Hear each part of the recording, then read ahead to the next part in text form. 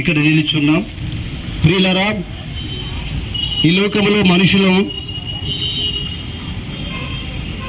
సృష్టింపబడ్డాము దేవుని చేత. దేవుడు మనుషులను సృజించి భూమి మీద ఉంచాడు.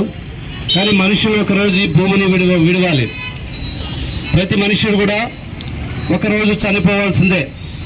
ఏ మనుషుడైనా, ఎంతటి వాడైనా, ఎంత గొప్ప వ్యక్తి అయినా చనిపోవాల్సిందే. అయితే గమనించండి, మనుషుడు చనిపోయిన తర్వాత ఉన్నటువంటి పరిస్థితి ఏంటంటే, మనుషుడు చనిపోయినాక ఈ శరీరము కింద పడిపోతుంది. మనిషిలో ఒక ఆత్మ అనేది ఉంటుంది. ఆత్మ దేవుని దగ్గరికి వెళ్తుంది. ఎందుకు అలా వెళ్తుందంటే, దేవుడు లోకమును చేసినప్పుడు, దేవుడు ప్రపంచాన్ని సృష్టించినప్పుడు సూర్యచంద్ర నక్షత్రాలు కలుగును గాక, భూమాకాశాలు కలుగును గాక అంటే కలిగిన ఆయన్ని.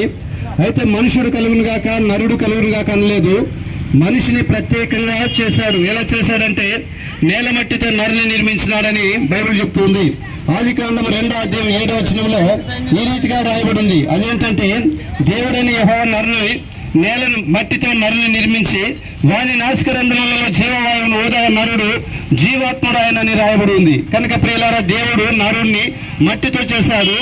మట్టి బొమ్మలో ప్రాణం లేనందువలన దేవునిలో ఉన్నటువంటి ఆయువును, ప్రాణాన్ని మనలో ఊదినప్పుడు మనం జీవిస్తూ ఉన్నాం. అయితే ఈ శరీరము మట్టితో చేయబడింది కనుక ఇక్కడే రాలిపోతుంది.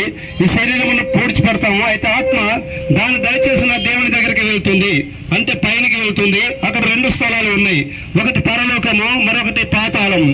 పరలోకము ఎవరు వెళ్తారంటే నీతిమంతులు వెళ్తారు. పరలోకము పరిశుద్ధులు వెళ్తారు.